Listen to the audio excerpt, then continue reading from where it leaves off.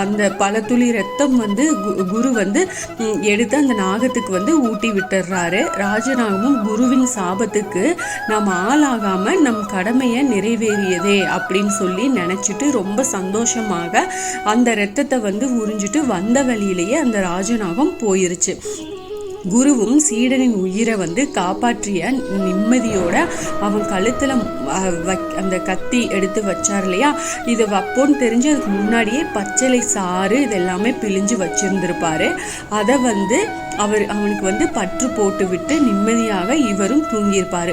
சிறிது நேரம் கழித்து பார்த்தீங்கன்னா அந்த களைப்பு தீர உறங்கிய பின் அவங்க வந்து எந்திரிச்சு அமர்ந்திருப்பாங்க. அப்பொழுது சீடன் வந்து தன் கழுத்தில் மருந்து பற்று போட்டு இருப்பதை வந்து தொட்டு பார்த்துட்டு குருவோட எதுவுமே கேட்காம தன்னோட நடைப்பயணத்தை தொடரலாமா அப்படின்னு வந்து குரு கிட்ட கேட்பான். குரு புன்னகையோட, சீடனே, நீ சற்று முன் உறங்கும் போதுதான் உன் கழுத்துல கத்தி வைத்த போது நீ என்ன நினைச்ச அப்படின்னு சொல்லி, உனக்கு எதுவும் பயம் வந்து உனக்கு இல்லையா அப்படின்னு கேட்பாரு. அதுக்கு சீடன் வந்து, குருவே, என் கழுத்துல ஏதோ ஊறுவதை போல நான் வந்து உணர்ந்தேன், கண் விழிச்சு பார்த்தேன், கையில கத்தியோட நீங்க என் கழுத்தை வந்து அறுப்பதை வந்து நான் உணர்ந்தேன். ஆனா என் கழுத்தை என் குருநாதராகிய தாங்கள் வந்து எனக்கு எந்த கெடுதலும் செய்ய மாட்டீங்க என்பதையும் நான் வந்து நல்லா அறிஞ்சவன்.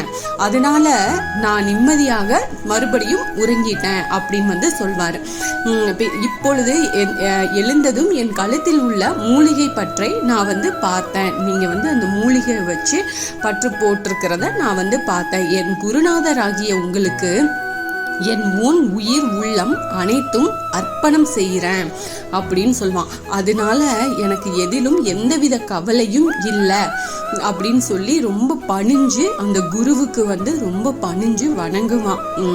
குருவும் சீடனை ஆற தழுவி எழுந்து அவனோடு மறுபடியும் அவங்களோட நடைப்பயணத்தை தொடங்குவாங்க.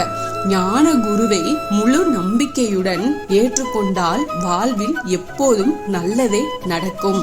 அதனால எந்த கஷ்டம் வந்தாலும் நீங்கள் மனசு தளராம, நம்ம கூட எப்பவுமே குரு இருக்காரு, சாயப்பா இருக்காரு அப்படின்னு முழு நம்பிக்கையோட நீங்கள் வந்து உங்கள் பிரார்த்தனையை வையுங்க. எதுக்காகவும் மனசு தளராமல் நம்பிக்கையாக செய்யுங்க. கண்டிப்பாக உங்களுக்கு நிச்சயமாக நல்லதே நடக்கும். Thank you friends. என்னோட சேனலுக்கு தொடர்ந்து சப்போர்ட் பண்ணுங்கள், லைக் பண்ணுங்கள், ஷேர் பண்ணுங்கள், கமெண்ட் பண்ணுங்கள்.